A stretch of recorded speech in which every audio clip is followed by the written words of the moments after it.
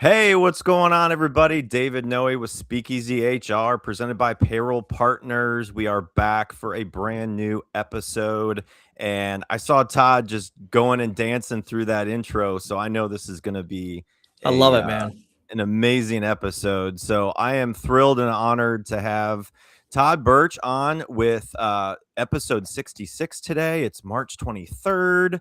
What is going on, Todd? Oh, good morning. Good afternoon.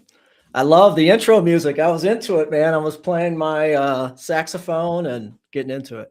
Yeah, no, that is fun to see that you get involved and so into it as we are here on your episode. And so we have connected for a while in the last maybe year or so. We met Mhm. back last year at the HR Collaborative, which you're coming back to this year. It's an exciting event that we're going to be talking a little bit about as well. So we'll dive into a little bit about that, April 30th event in Cincinnati. And so now I got a chance to interview you last year there when you were one of the breakout speakers. And now you're on as a full episode. And I've got the swag. Look at Mm. that. Ignite Yes, your spark sir. swag. Ignite your So spark, baby. It's in the title. yeah, so I was fortunate to be on your podcast, and then you had a little swag store to send me something. So for those who don't know much about you, Todd, if you want to just kind of tell everybody about yourself, what's your background, and how you got to this point, and then we'll take it from there. Oh, yeah. Well, cliff notes, I guess, because every journey is a little bit different. Mine had some winding roads, but the short of it is my background is graphic design by all things. So Okay. traditionally BFA in graphic design. Went on throughout my career, and then I started my own digital marketing company in 2009, where I became the HR person. And I believe that's kind of our segue into how we met and me getting involved in Sherm and the whole HR community, which I love so much. Um, and then I recently pivoted. My cup wasn't quite filled up, and I pivoted into keynote speaking and mental fitness coaching. I have my own show, the Bolt Podcast, as well, which you were a guest on a few weeks ago. And that's kind of where I'm at right now. I'm all about pouring into others, helping people embrace change, and get into a growth mindset. And that, Yeah. yep. No, that's so fun to hear, and I, really loved hearing your message last time we were talking, and so I was like, hey, you've got to come on. Um, so quick note. So I messed up. I am human, and I messed up because on LinkedIn I've got this at 2 p.m. today. So this is going to be a recording that I'll just post because Mm. clearly that's what happens with technology. So as I see this, that was my bad. So for those that we're going to watch live, we'll take their questions as they come in after the fact, and that's what we do here. It's unfiltered, authentic. So that was totally on me, Todd. That was totally on me. But no, we'll roll with it. It's totally fine, and we're gonna dive into your topic. So, couple questions I typically ask guests too. Best advice you've been given over your career. Mm. Over my career, oh, that's a tough one. I'd say just do you, be Yeah. authentic. It kind of goes back to some advice that I don't think my father necessarily sat me down and gave me, but just watching him, and he wasn't in business; he was a blue collar guy. But the golden rule, man, it's Yeah. it's really that simple. Just Right. be kind to others and treat them as you would want to be treated. Yeah. That's how I live. That's how I Yeah. lead. No, that's awesome, and I think people that listen to you, you were just talking about before we came on your keynote last week at group of nonprofit leaders, and I'm sure every audience that you talk to and really see how over the course of your session, like people just get energized and Mhm. leave with that, just trying to have that spark in their career, in their personal situations. So I think what you do is so just really amazing. I mean, I think there's a lot of keynotes out there and a lot of presenters out there, and everyone has their message. But when I heard yours last year and just kind of what you stood for, I was like, man, this guy's he's got a great message. So I if appreciate that, David. yeah, absolutely. And for, for folks that are in Cincinnati area, if you don't know about the HR Collaborative, I highly suggest it.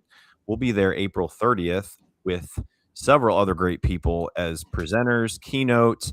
So the QR code on the screen can go to hr-collaborative.org. You can see the whole lineup. It's a full day. So come ready to learn, be engaged, and just hear many other amazing speakers like Todd. So, so Todd, a couple rapid fire questions before we get to your topic. Mm-hmm. These are just some fun rapid fire questions. So, Okay. comfort zone or growth zone? Oh man, I would have to fire myself if it was the latter. It's the growth zone for sure. I Yes. went from comfort to growth, and that is a big Yes. part of what I talk about. So easy one. Yes. Yes. Okay. One word that describes your spark right now. Ignited. Yes. All right. Biggest mindset killer for leaders. Oh. And honestly, well, there's plenty, but let's go back to the early conversation we just had, perfectionism. Yeah. And I'm hoping we'll talk about that. Morning habit that fuels your mental fitness. Mindfulness practice, gratitude, prayer. Boom, I'm set. I'm ready for the day. Amen. All right. One thing people need to stop doing if they want to grow. Get out of your own way. Take one small step. Definitely. All right.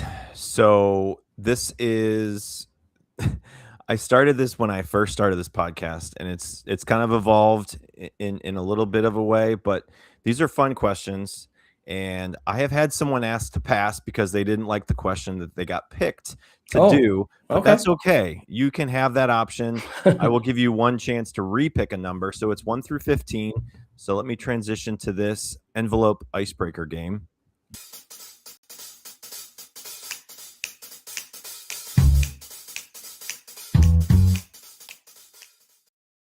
I thought you were going to play Ice Ice Baby. I was ready. It's close. It's close, right? It's a catchy jingle. Okay. 1 through 15. What number do you want? 14, my 14. daughter's age. Yeah. All right. Number 14 in the envelope. Okay. What's one thing you can't live without on a work day? On a work day? Yeah. This right here, my tea. Your tea. My black tea. Black tea. Okay. I've got the H2O in the SpeakEasy HR. So nice. Got to stay hydrated. Got to stay hydrated. Most people are not fully hydrated every day. Have that too. Look at that. Little branding there. Woo! Yeah. That's awesome. Okay. So, Todd, we have a lot of questions to get through, and this podcast wouldn't be happening if it wasn't for Payroll Partners, who is the sponsor. So a couple quick messages about Payroll Partners, and then we're going to dive into your topic. Hold on 1 minute. Finding a new employee takes time and money. For one position on a single job board, you could easily spend a minimum of $5 to $10 a day advertising a job post. It's worth noting that the average time it takes to hire a new employee is 36 days. However, it can take longer than that. You could find yourself paying hundreds of dollars a month for a single job board. And if you're using multiple job boards for multiple positions, this could add up to thousands of dollars a month. There is a much simpler and more affordable way of finding the right candidate. At Payroll Partners, we offer an applicant tracking system to help manage your hiring process. Our ATS is customizable, allowing you to decide which days you want to run the job and when to close it so you don't break the bank. And this feature lets you e-blast your network, posting jobs on multiple boards at once, all managed in one location. Payroll Partners, elevating your payroll and HR experience. So technology is everywhere. It's constantly changing. Businesses need good technology, and they also need good people to talk to and be in their corner when they are trying to navigate through what's good and best for the business. So there's not one size fits all. Every business has challenges. And so look us up, payrollpartners.net, contact me on LinkedIn. Would love to just hear about your situation. I love to just dive into people's challenges at work, HR, business, leadership, all that, and just see if I can be a good resource. So check us out, payrollpartners.net, and see what we can do for you. So, all right, Todd. So when we had kind of looked at really what your message is, whoa, that is fast. I don't know why that goes so fast. We didn't have a long conversation about your topic idea, because I really think it's such a valuable piece of your message. And so we kind of we kind of dive into a little bit with rapid fire questions. But when you say growth is a choice, what does that really look like in moments of uncertainty or change for businesses? Yeah, I mean, we all have a choice, right? So let me start off. Let me start off with this meme that I found. It's this cat making a funny face. I don't know if I shared this with you, but the meme goes like this: there are two things that I don't like: change and the way things are. Well, you know what, friends? That's a little bit of a pickle, a little bit of a predicament. Something's got to change, right? Yeah. And you just said it with payroll partners and HR technology, or technology in general, or AI. Change is coming, change is here, change is not going away. So, as employees, as leaders, as business owners, either get on board or you're going to be left behind. So, how do we start to embrace change? How do we turn resistance into an opportunity? Hmm. And that's what I've been digging into for the past couple of years. Yeah. Change it's a tricky little guy, right? Yeah. And here's the thing, like all of us, me, you, everybody listening, our employees, everybody really wants to improve.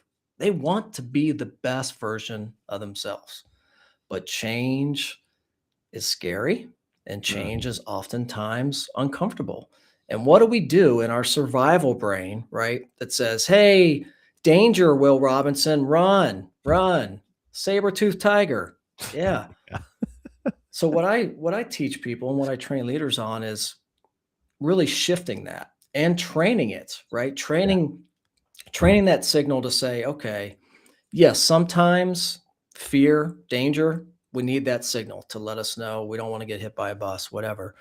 But most of the time, we are just going down survival brain, right? And we're avoiding any challenges. So, in order to really embrace growth, you're going to have to experience at least a little bit of discomfort to truly stretch, right? And really go beyond just what you're capable of. Yeah.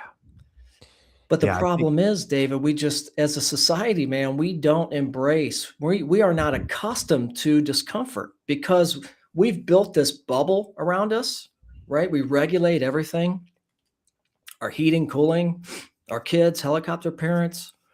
We don't. We're not accustomed to it. Yeah. I think, and it's funny because I bring that up in interviews when I talk to people, and we're not, we're not a company of thousands of employees. We're not a, global company. We're a small business. And I try to tell people, you know, I see how people adapt to change. And if you're good at that and you thrive on that, and you even just moving desk spaces and where you sit in the office, like if that ruffles your feathers in any way, shape, or form, this may not be the place for you. If you like change, if you like to grow personally and professionally and get out of your comfort zone, and we can probably provide that to you. People are humans, they're messy, they make mistakes. Mhm. So, like, that's kind of how I approach conversations with people that might want to work for us, because I don't want them to think that they're going to come in and every day is going to be the same. Like, Right. we're a rapidly growing company, we're Right. growing a lot, and how we do things today was not the same way we did it 6 months ago, a year ago, Mhm. 4 years ago. And that's what I think a lot of businesses are trying to navigate through, like the change, technology, how to eliminate processes and procedures and things that can be automated while still having employees, right? Having humans. Mhm. So it is such an interesting time. And I think your message is going to become more and more important as people want to work, want to stay in their career, want to stay in their profession and have a purpose in their profession. So again, I wish there were 10 more of you out there that have there's only one Todd. There's not two. That's it, man. Only one. No, and I love it. And you're absolutely right. Like, look, Dave, like I just saw this stats from the Global Business Index. Hmm. And it stated there is a 183% rise in business disruption. 183% rise in business disruption. Look, I mean, I don't think we need to go down the rabbit hole, right? We can see it, and especially as HR, you're Right. definitely aware of that, which is leading to a number of things, right? All the symptoms: burnout, disengagement, stress. And here's the thing, like people don't really avoid change. Right. They avoid the stress associated with change. So how do you alleviate or lower the stress? And we'll never get away from stress. That's just us as human beings, right? It's Right. how do you manage it? And that's where my work in mental fitness comes into play, and really Yes. being able to leverage curiosity and reframing the situation. Yeah. So let's as you brought that up, let's get into that, because the mental fitness and really explain that and why it's such a game changer for leaders. And I've got a couple visuals, and I don't know if there's one in particular you want me to pull up right now, or just, let me know which one and I'll pull it Yeah, up. you can pull up the first one, the Spark framework. So this is probably a good way into. So yeah, so this is a framework that I created this year, and David, this really came out of the desire to want some playbook Yeah. for one. How do we ignite the spark? That is the first challenge, but the second challenge is how do we sustain it? Right? It's one thing to ignite and another to sustain. And when I studied decades of behavioral research and looking at global leaders and organizations who have sustained performance and growth over time, this was the pattern. They stayed extremely curious all the time. They built their mental strength and regulated their mindset. They took intentional action with small steps. And then they continue to build that momentum over time through growth. And then the beautiful part, what I love the best, is the impact. Then your impact spreads, right? Like it just ripples out into everybody you serve. And that's the framework that breaks that cycle of stress and helps people ignite and then sustain and then multiply. So start with curiosity. So like, as a leader in a business, maybe it's the owner, leadership, how do you get the curiosity out of your employees? Because what I have seen in my experience in my HR roles, working with small business owners, like they want people around to be as fired up about the business Mm-hmm. as them. Sure. So when it comes to curiosity, like explain that part, and how a leader and an owner can like pull that out of somebody. Great question. And I really think it goes back to something that you and I talked about a few weeks ago, which is creating the psychological safety. Mm. As an employee, if I don't feel that I'm able to join, participate in the conversation, that I'm going to stay hunched back in my chair and not say a word, right? The leaders, the leadership team, whoever that is, whatever that makeup looks like, needs to allow and set the bar and say, hey, let's be curious here. Let's ask the question and open it up, because when you close off the conversation, no one else is allowed in. And that's what curiosity is all about. It's about opening up and allowing others to join in and being more interested instead of interesting, right? It's saying, I want to hear what you have to say. And so you can go into a meeting, this is very simple stuff. Go into your next meeting and ask these 3 questions. What am I missing? What else might be true? And here's my favorite. What assumptions might I be making? Because we know what happens when we make assumptions. 3 simple questions. But you can see here what that does is it changes the perspective of the conversation. It's not saying I'm right and I'm telling, right?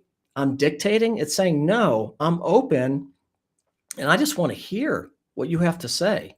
So let's really think about that. And what that does, David, is it takes you from being fixed and in a comfort zone into growth because you just want to learn. You want to learn about that challenge or that conflict or whatever you're trying to do. And what happens is you have this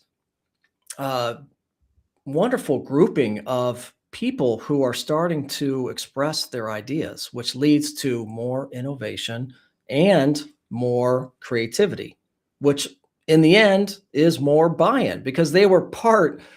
All people want is just to be heard and to be a part of it, not to be told this is the way it is and here's how we're going to go about it.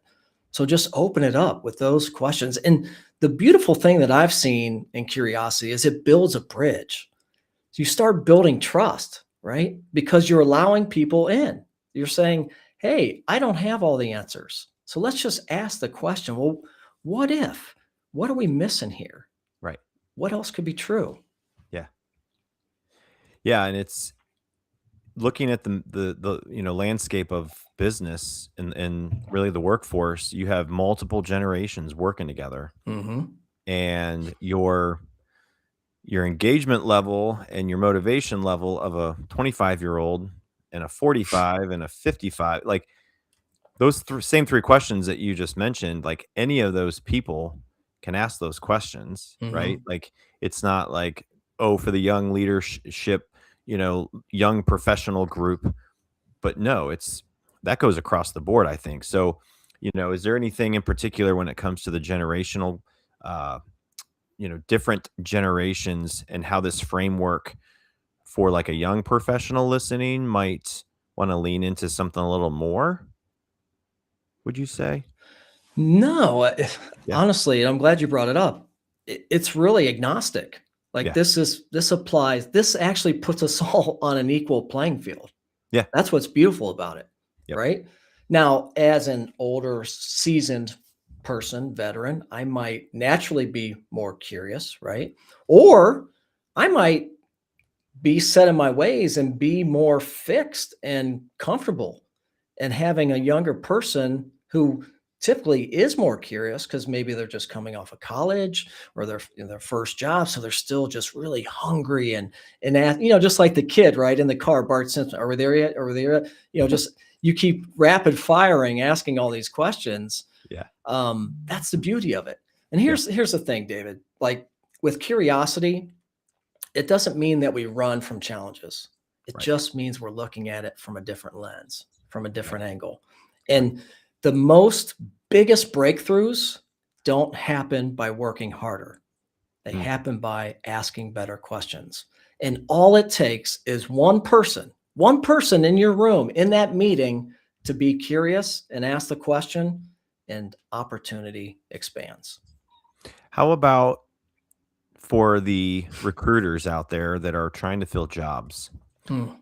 Is this framework that you've built out, and I'm asking also for myself and other people I'm around that have to hire and recruit, other professionals, what would be a question that they could kind of ask in the interview process to try to see like where that person is when it comes to this kind of framework? Yeah, that's a great idea. One, I think what I would do is I just want to see like how lit their spark is, right? Yeah. You Yeah. want somebody that's hungry, that has that desire to grow. And I mean, you said at the very beginning, right? And I love the questions you're already asking, trying to filter out those people who are fixed, who are not going to be adaptable. And don't get me wrong, like I truly believe everybody can change. I give people a second chance, but the pull, it's just different now, right? So we really need to be selective in who we spend our time on, recruiting, interviewing, and then bringing on to our team, especially as a small team. As we know, every person is crucial, right? In terms of that culture and that mix and getting us to reach our goals. So I don't know that there's necessarily one question, but trying to discern where they're at in terms of how lit their spark is, and also where their mindset is at. And it might be just asking a few questions about, so Yeah. tell me about a recent situation, a challenge or conflict that you've encountered, and how did you handle that? Or saying, tell me about the last time that you made a mistake or that you screwed up or that you Mm, failed, and how did you handle that?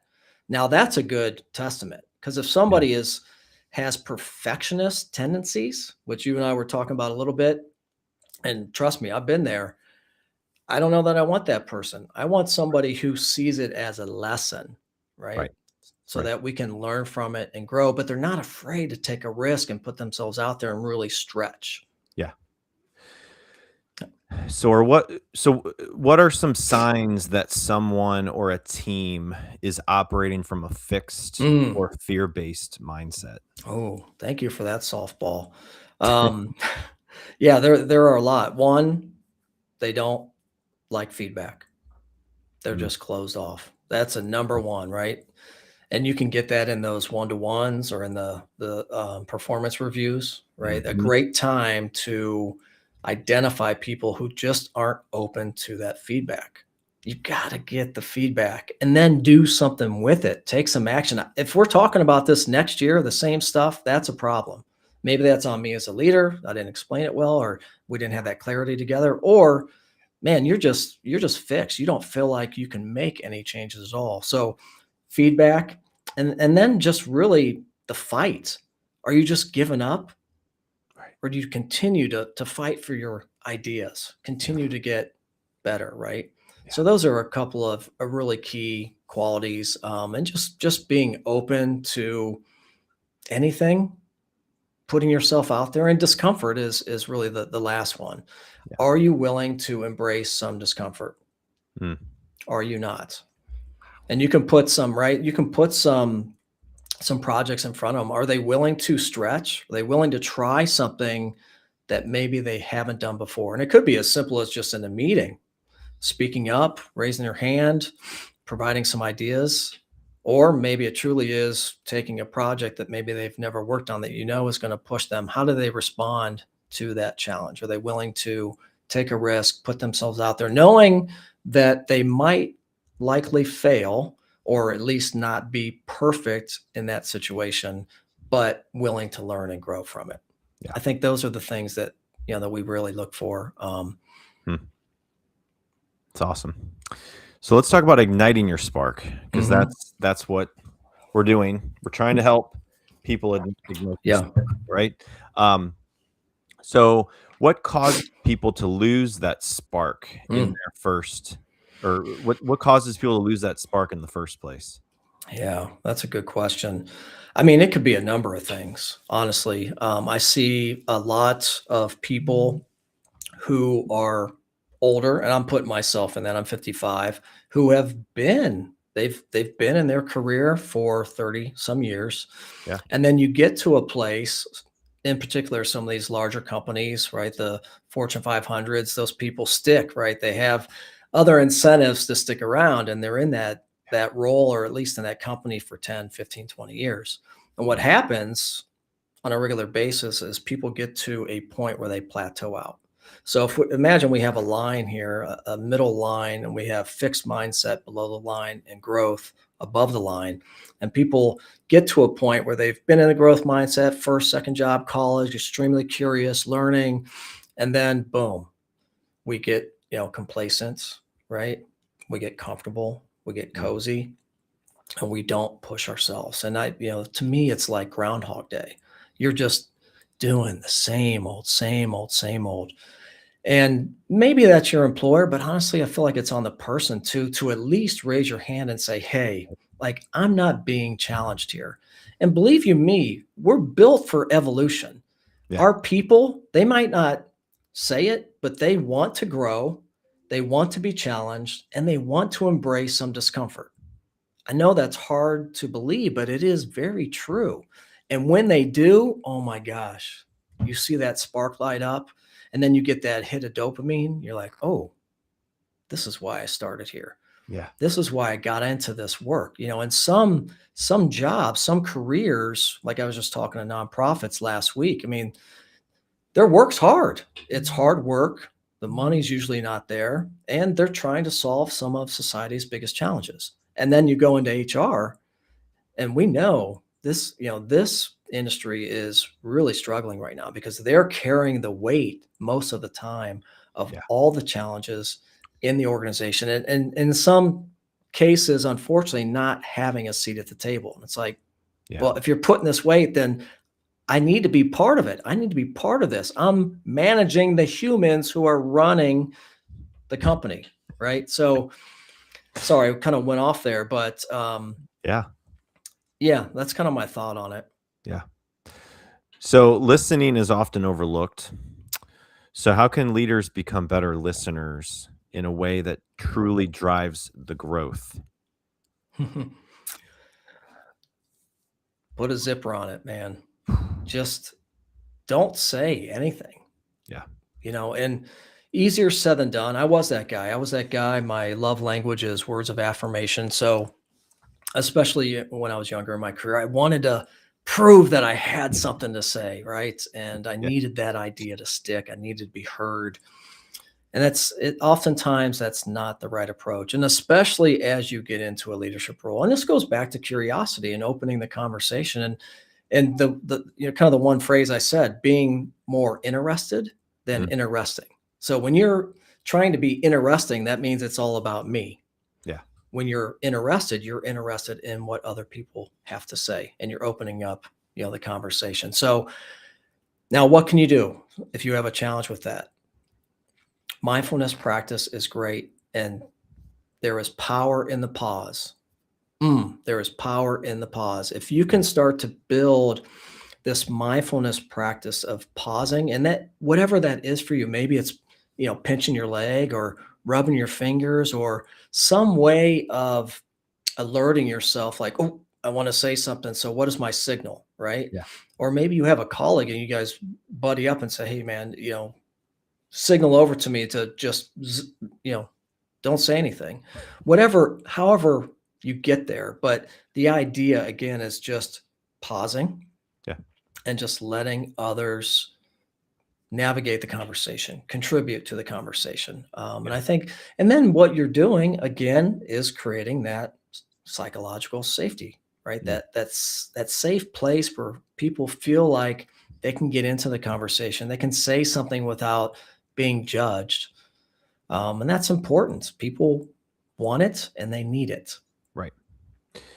And that was part of my next question in how do you create the safe places where people feel comfortable having those honest and even uncomfortable conversations? Yeah. One, it starts with the pause and allowing people to be in it. And two, it really starts with you as a leader getting vulnerable. Yeah.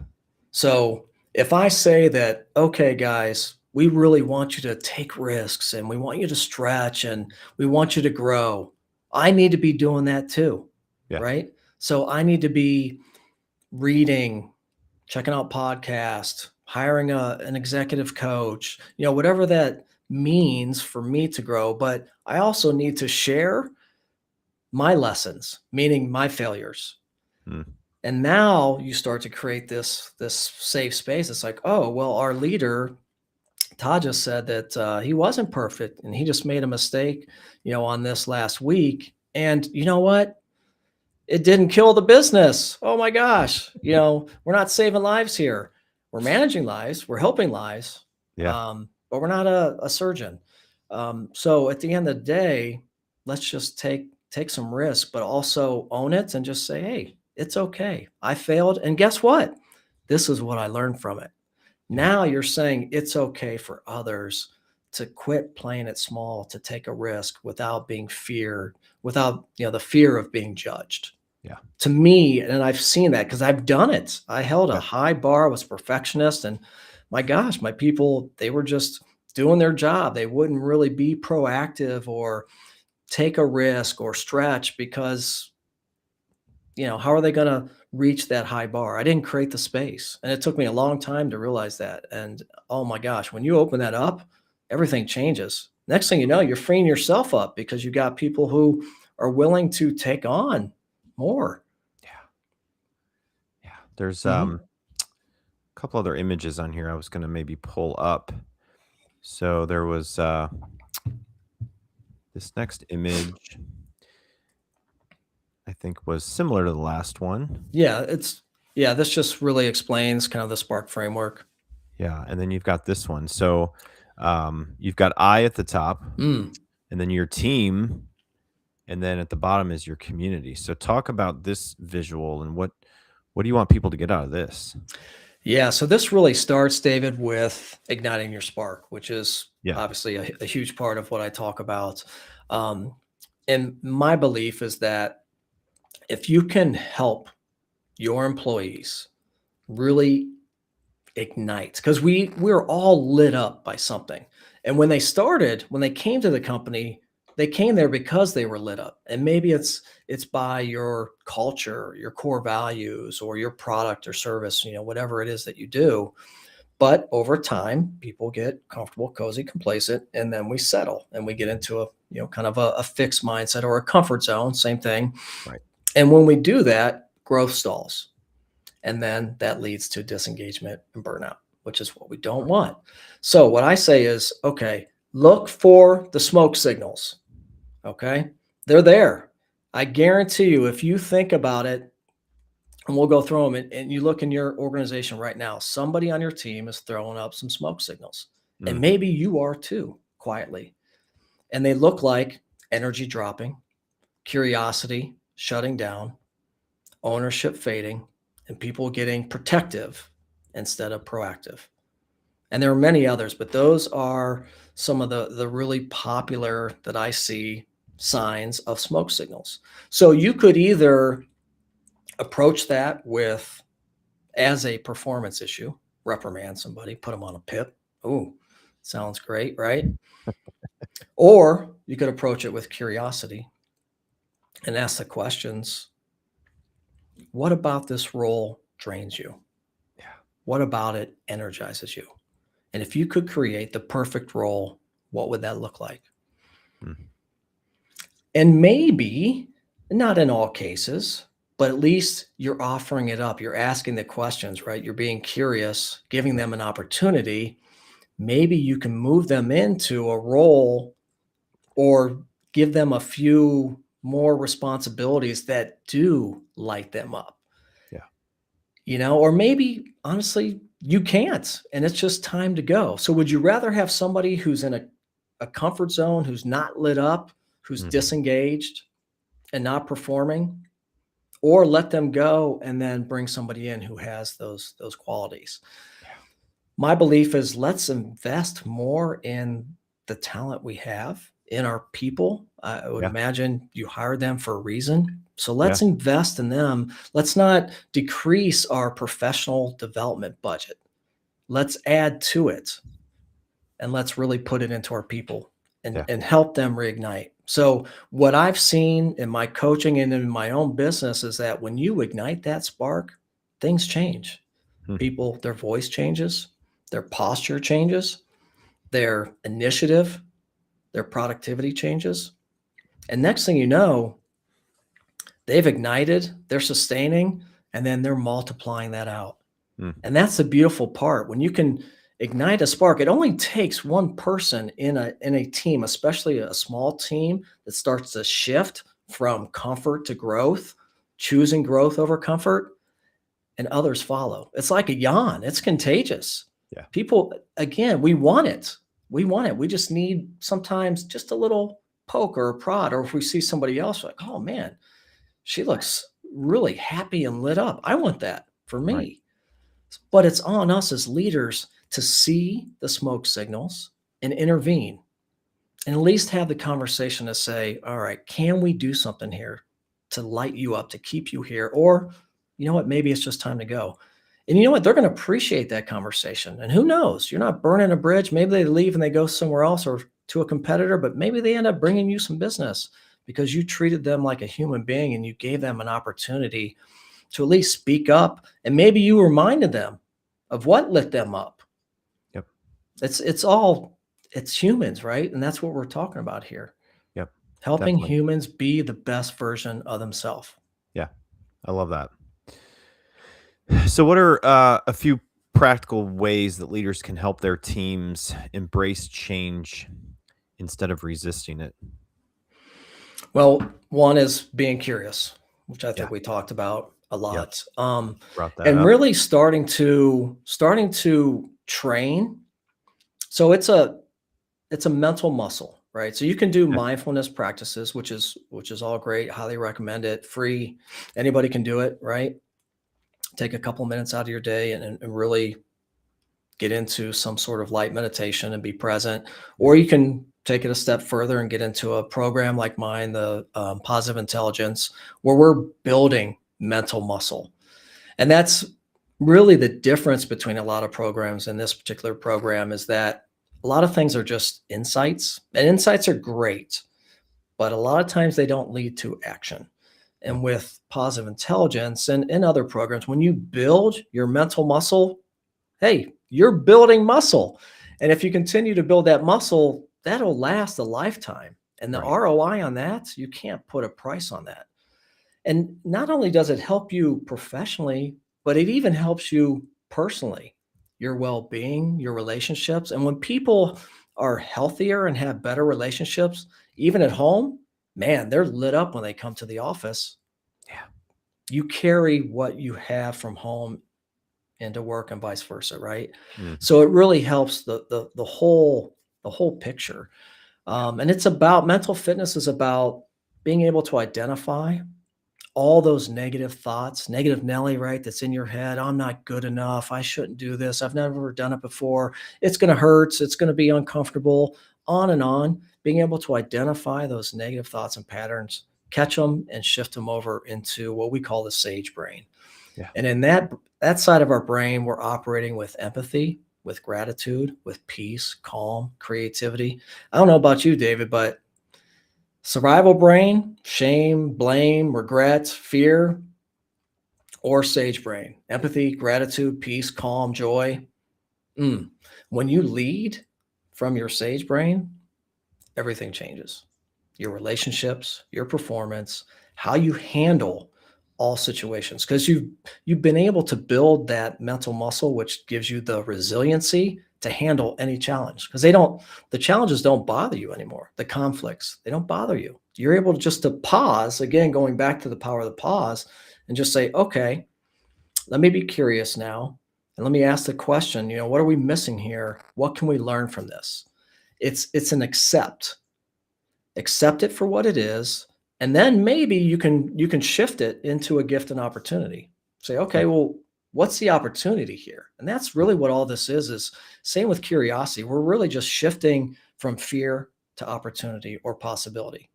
Yeah. It's a major reframe, and all these things are super easy. You don't need to go through any program or read a book or listen to a podcast. This is based on decades of behavioral research. It's there. It's our mind.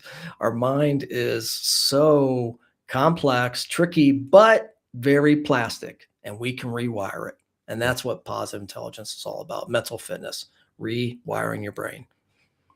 If people are in the job market now or in the future, I want them to think about questions they ask in interviews, because when I talk to people and I ask them questions, I try to have a good understanding of their background and their cultures they've been in, and if they would be a good fit for us. Rarely, if not ever, do I get the question about the manager that they'll have. And it's like, you want to come work for the company, you want to do this job, you want to get paid this, you want to get benefits, you want to be a part of our team, but nobody seems to care about the manager style. And if they do care, they don't ask about it. And I don't know why. It's a really weird thing. And I have always looked at my jobs and the companies I'm with, and I value the companies, and I take pride in where I work. But there are times where I haven't had the best bosses. Mine right now is amazing. Like, and that's partially why at the company I'm at is because of Mhm. how I'm managed. So I strongly suggest everybody to write that question down and ask it. Maybe the second interview when you're in there with the manager, like ask them, like, what is your management style like? Mhm. Some managers might not even know how to answer that. Dude, I love this. I love this, and I wish I would have known this 30 years ago, honestly. Because let's go back to the old saying. Why do people leave companies? Right? Right. They don't they don't leave. Why do people leave jobs? They don't leave the company, they leave the manager. And I think maybe the younger talent doesn't know enough to ask that question. They're just happy, to have the opportunity to interview and potentially get the job. But as we Right. get older and we have, a few jobs and maybe a not so great manager and Right. then a great one, and you have something to compare and contrast, you're like, oh, wow, she was a hell of a leader. I learned a lot. She leaned into me. She allowed me to be the best version of myself. There were lots of learning and growing opportunities. I absolutely, yes, I cannot believe that people don't, especially, the older, more seasoned talent. But yeah, I would absolutely, because honestly, I mean, you could have a great company, they have great revenue, great culture, but at the end of the day, you're reporting to so and so, and that's how you're going to be working in that team. Right. And sometimes it's not a great fit. And honestly, asking who's on the team, who am I, what's a day in the life of this role look like? Like, Right. really take me through it. And how have you handled the last conflict or challenge that's been on your plate? And then who are the other people on the team and what are they like?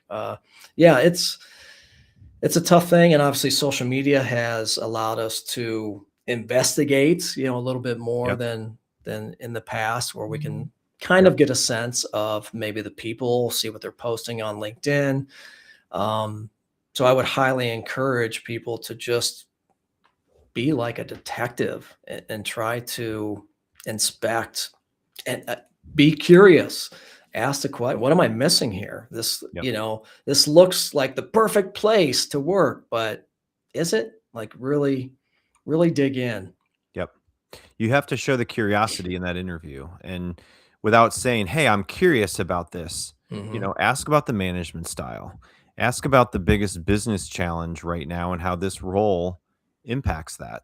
Because then they're going to know that, like, this is the challenge and this is how this role plays a part in that to be more successful in the future based on our focus of why we're hiring. Or, some people ask, like, why is this job open? Did someone quit?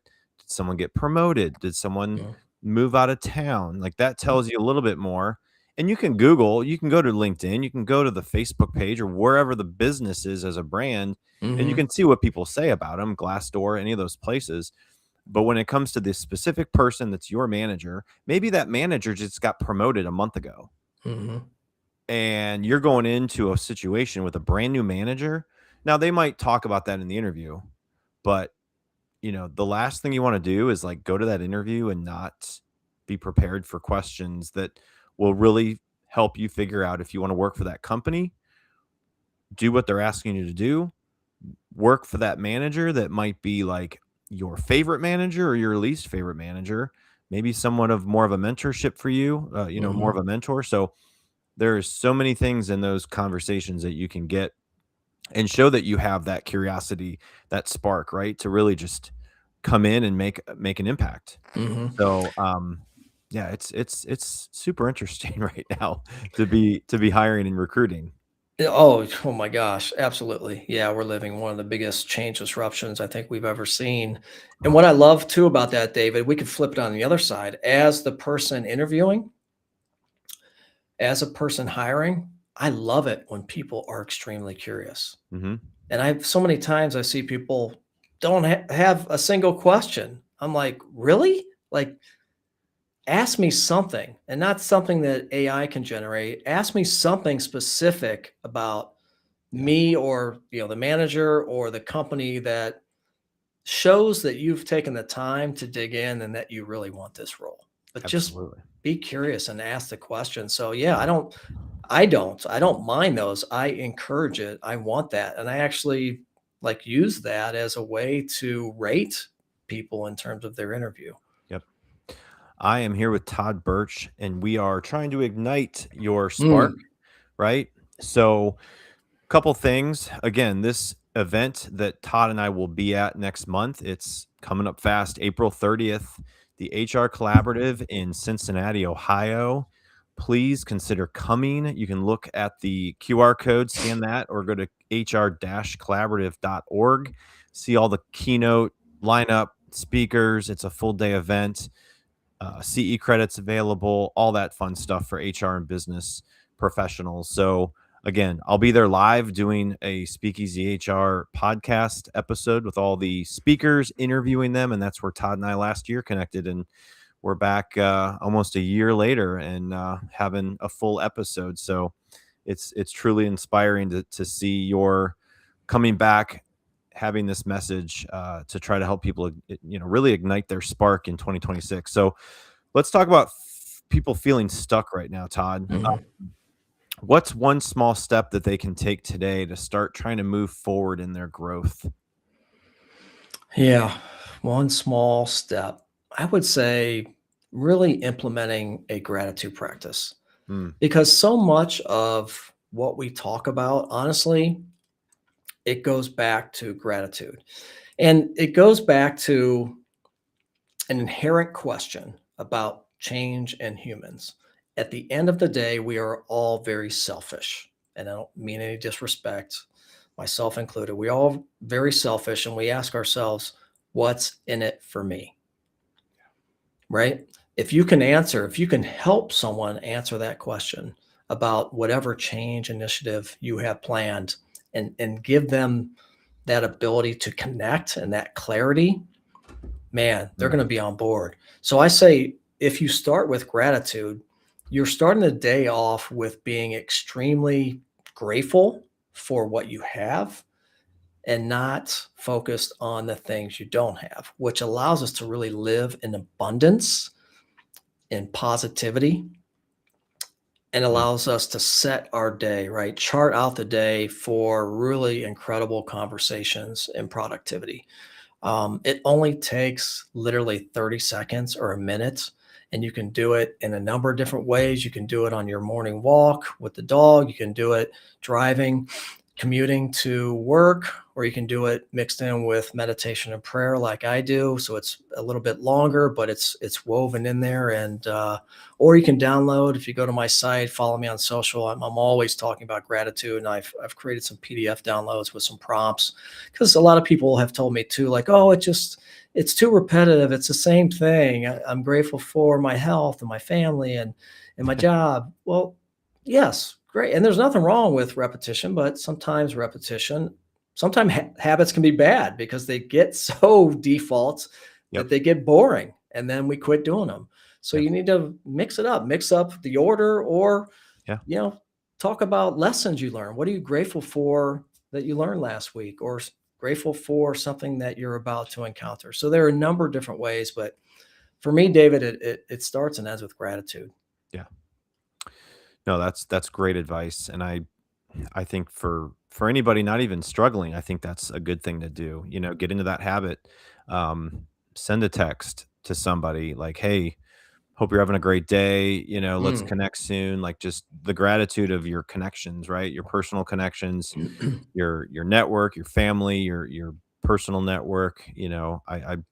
I've connected to a lot of people the last few years with this podcast, and the business we're in, just to serve business owners, and hearing about these situations. So, like, the gratitude towards people that have helped you along the way in your career, in your personal life, just show that gratitude, and it makes you feel good, right? So, Mhm. um, okay, one final question, Todd. So if there's one mindset shift you hope listeners walk away with, what would it be?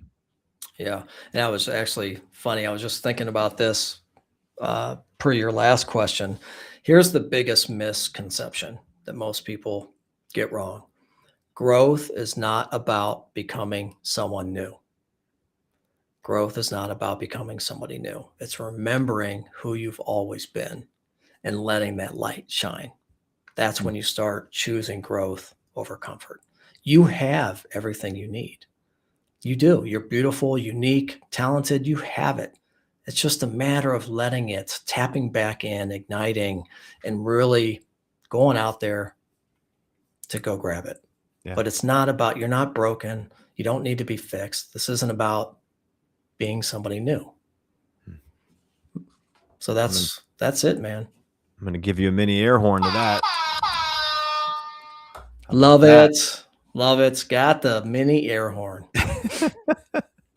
So Todd's got a 30-day micro shift playbook, and he is here to offer this to everybody listening. Mhm. And I'll put the QR code in the podcast summary notes as well, so people listen on demand will have this available to them. But Todd, you want to tell everybody a little bit about this playbook? Yeah, if you wouldn't mind bringing up that one slide that has the yellow SQ circle. So I want to talk about that for a minute. If you have an opportunity, I just created this new assessment tool called the Spark Quotient SQ. So basically it's 5 to 7 minutes. It allows you to see how lit your spark is. And we use 3 primary dimensions to really assess that: curiosity, mindset, and action. It's really simple. You'll get your results right away on screen. They'll also be emailed to you with some links to PDFs based on your level and where you're at in kind of your Spark assessment, so you can take some intentional action. And that's what the playbook is all about, as well as just really some quick tips and tactics for allowing you to be more curious, get more mindful, and take, intentional action. Yeah. No, I love it. And I took it, and I think it's, definitely something that people can look into and really figure out, like, okay, I feel like I'm here. Here's where this is telling me I am. And it's just a different perspective. So, like, don't take the feedback for something that you see as like, oh, I'm a failure. I don't know what I'm doing. No, it's just a tool that you can really lean into. And so definitely take that and connect with Todd. If you're not on, connected to him on LinkedIn, check out his content and see where he's going to be speaking. Like I said, he'll be at the April 30th event in Cincinnati. He was just at a nonprofit group last week. So where else are you planning on going over the next few months, Todd? Where else are you going to follow? I'll be at some local SHRM chapters, some luncheons, Awesome. which I love doing those. Yeah. And I'll be down at SHRM Orlando, the national conference, not speaking, unfortunately, maybe next year. But I'll be down there to connect, network, really take in all the breakout sessions and the keynotes. And I'm looking forward to that. So, and definitely come down to the HR Collaborative. It's a great conference, full day. I know a lot of the speakers. There'll be great content. And it's just a really chill, relaxed conference where you can get to know people. There's only 2 breakouts, so it's not like you have to make all these decisions, this one or that one, and you go to that one and then you get to choose throughout the rest of the day. So I love the formats. I was in it last year as a breakout, and I'll be doing it again this year. And, I couldn't recommend it more, especially if you're down in Cincinnati or close to. I'll be commuting from Akron, but Yeah, definitely. I've been fortunate to be on the planning team this year for this event. So if you love the speaking lineup, you're welcome. If you don't like it, give me some advice. Give me some other ideas out there, because Todd was definitely one of many that we looked at, and to bring him back, I'm super excited because, again, people that go to it, they don't get a chance to see every single breakout, right? So you get a chance to see some, but not all. So that's another reason why I like to go on with SpeakEasy HR Live and talk to people that are presenting, and they can get a quick glimpse in 15-minute interviews on what the topic was. And then maybe they'll decide to maybe come next year in 27. Yeah. So it's a yearly event. This is almost 20 years we've been doing this event. So Really? not myself, but it is a long-standing all-day event. Right. And it is a fantastic lineup of guest speakers this year. So take a look at it. If you can't make it, totally understand. It's a full day, not a lot of extra days out there to go to conferences, Right. maybe, It's but very affordable too, though, it I is might very say. affordable, So, definitely, and you get yeah. CE credits, so take a look, let us know if we can answer any questions. Feel free to reach out to me, hr-collaborative.org. So, Todd, this has been great. I really appreciate your time coming on live. This has been, I was on YouTube live, so something with LinkedIn is not working properly, so I'm gonna have to tweak something for that. So that's what happens on this. We're live. It you just have to roll with it, right? You got to embrace the change of of something not happening, Right. that it normally does. So I got to see what happened, but It's a lesson. It's it a is a lesson, lesson. man. Like, It it's is a not lesson. perfection, it's a lesson. At least you're putting yourself out there to get uncomfortable, to Yeah, embrace some discomfort. So I think yeah, it really ties back to everything that we talked about. absolutely. And obviously, this being recorded, it goes to workdefine.com, which is a podcast community. So you can take a look at all of the previous episodes of Speakeasy HR amongst the many other podcasts in that community. So take a look at workdefine.com and see what else is out there that you might want to tune into. But you can find it on Spotify, Apple, Amazon, all those as well. So, Todd, I wish you the best of luck in your next speaking engagements. We'll see each other in about 5 weeks, roughly, on Mhm. April 30th. So, again, thanks for your time today. This has been great. And got a new episode next week. Hopefully, the live will all work right. And we'll be moving along to embrace the changes every day. So That's it, this has man. been great. I really appreciate your time, Todd. Yes, thank you. I All right. appreciate it, David. All right. Take care, everybody.